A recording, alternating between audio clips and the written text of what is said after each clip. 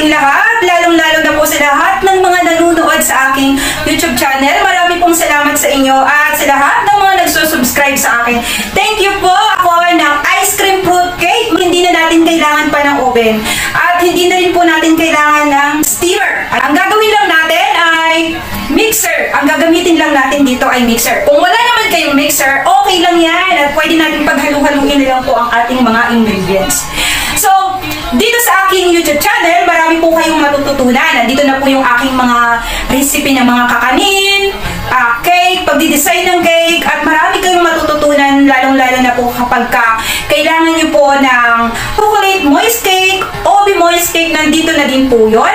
At syempre, ngayong darating na Pasko, kailangan natin ng pagkakakitaan. At meron din po ako dito, kung gusto nyo ng crema di fruta, pwede po yan sa pagkakakitaan ngayong parating na Kapaskuhan.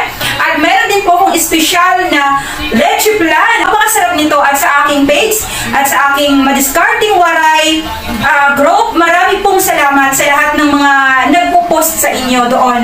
At sa lahat naman ng gustong sumali sa aking group, madiscarding waray, marami po kayong matututunan doon kasi marami pong mga katulad nating mga nanay na nagsishare din po sa kanilang mga recipe at nagtuturo po sila ng walang bayad. Marami pong salamat sa inyo at sa pagtutulungan natin, lahat ng mga nanay magkakaroon na ng pagkakakitaan kahit nasa bahay lang po sila.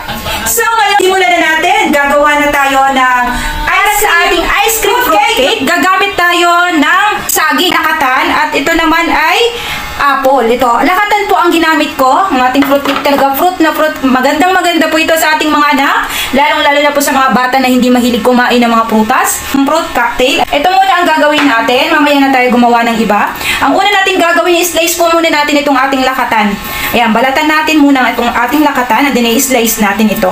Katapos natin balatan, slice po muna natin. Slice natin ito ng maliliit. Alam nyo bang ito yung pinanghahanda ko tuwing may okasyon kami? Dahil ito ay maganda para sa ating mga anak, lalong-lalo na po ang saging. Ayan, maliliit na slice po.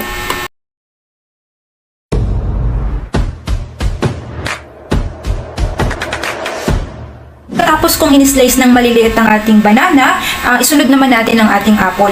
Itong ating apple, maliliit din ang slice tulad ng ating ginawa dito sa ating banana. Kung sakaling mayroon kayo na mango, inyo din po yun isahog. Mas masarap din po yun. Pero sa akin, hindi po ako naglagay dahil wala po akong mabilahan ng mango. Kaya apple at saka banana na lang ang aking inilagay. Pero kapag gumagawa ako nito sa mga handaan, talagang nilalagyan ko din po siya ng mango. Mas masarap din po yun. At pwede din kayo maglagay ng green slice ang apple at siyang ating banana. Ay isiset aside lang po muna natin ito. At paghahalu-haluin na po natin ang ating mga gatas. Condensed milk. Cowbell po ang ginamit ko. Okay lang po yan. Isang Alaska, dalawang Alaska krema. Ayan, dalawang Alaska krema po ang ginamit ko. At saka may Nestle cream po ako. Ayan ay atin na munang imimix. Alaskang kauna-unahan natin ilalagay. Kung sakaling wala kayong mixer, hand mixer, pagsama-samahin nyo na lang po. Paghalu-haluin nyo na lang po ang inyong mga ingredients. Okay lang po yan. Yung akin, dahil meron naman po akong mayroon akong hand mixer and meron akong stand mixer, eto, ginagawa ko ng aking procedure. Ayan, walang problema kahit wala kang gamit dito sa ating ice cream cake. Paghalu-haluin ito. Nestle cream, all-purpose cream. Isa lang po yan. Pag nailagay na natin, ipagsama na natin ang ating Nestle cream at ang ating krema, i-mix na po natin ito.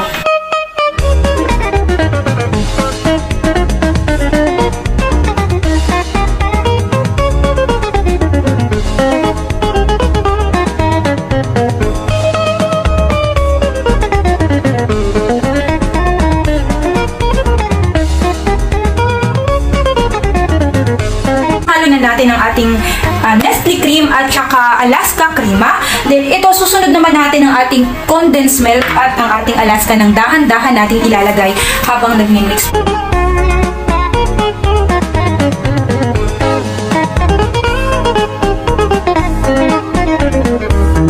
I-assemble na po natin. Tapos na po tayo mag-mix. Ang una natin gagawin, ilalagay muna natin itong ating graham. Ayan, patong-patungin lang po ito natin. Lagyan natin ng ating gatas. Kung gusto nyo na i-try lang po ito, i-hack nyo lang po ang aking mga ingredients na ginamit. Ang gatas, pagkalahatiin nyo lang po. Ice cream po ito, kaya mas madaming gatas. saging, apple, fruit cocktail, Graham ulit.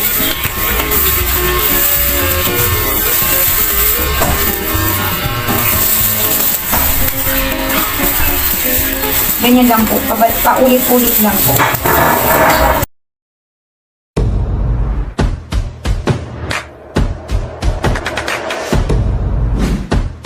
Sarap po ito kasi bagay po ito sa ating mga anak na lalo na sa mga bata na hindi kumain ng bukas. Pwedeng pwede po ito.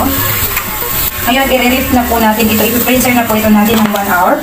Tsaka natin lalagyan ng toppings para hindi lumubog ang ating fruit cocktail ito. Para hindi lumubog, lalagay natin ang ating fruit cocktail kapag matigas na po itong ating gatas. Same procedure lang po tayo.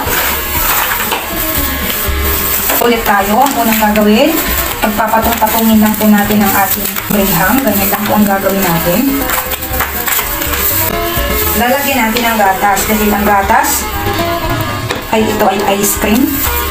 Kaya mas maraming gatas. Kung ito'y pangkain nyo lang, pwede nyo pong kalahatiin. Dahil itong akin ay pang-order ko, kaya medyo marami.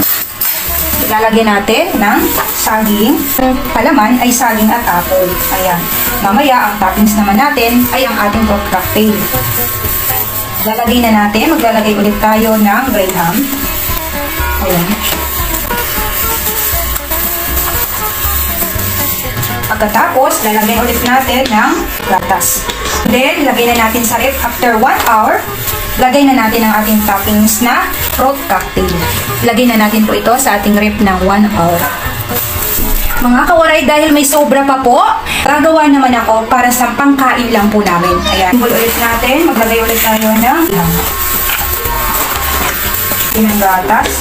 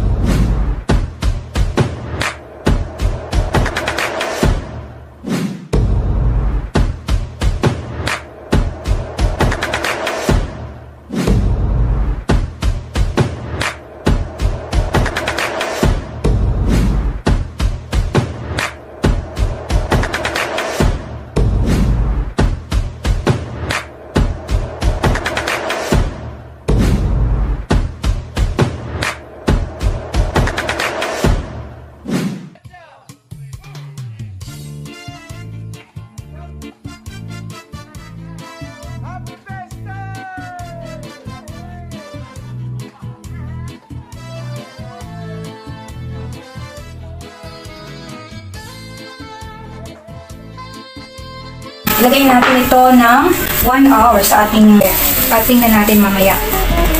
At ilalagay na natin ang ating fruit cocktail. After 1 hour, lalagay na po natin itong ating toppings para hindi po siya lumubog. Pinalamig ko po siya muna. Inilagay ko muna siya sa freezer ng 1 hour.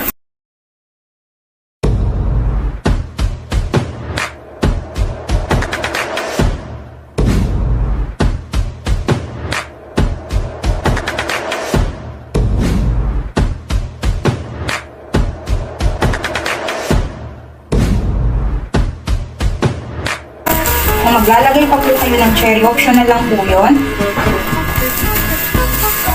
Itong ating ice cream. Masarap tingnan sa ating mga customer. Madami na po tayong magagawa sa ating recipe.